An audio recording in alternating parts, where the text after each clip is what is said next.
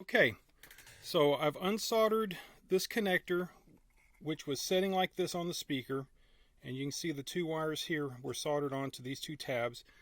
I unsoldered the wires and just pried this off, okay, with a screwdriver, and slid it off. So now the plan is to come over here and solder, if my phone will focus, and solder something like this. Now I'm going to bend these two tabs up kind of like a V, so that it will make a better contact with these two posts on this speaker here. And when I'm all said and done, it's going to look something like this. It's going to look something like that, and then I'll just plug in the wiring harness from the car straight into here, and that should be it. Now they do make adapters for like $5 or $10 that you can plug two wires onto this, and it will have the necessary connector for this.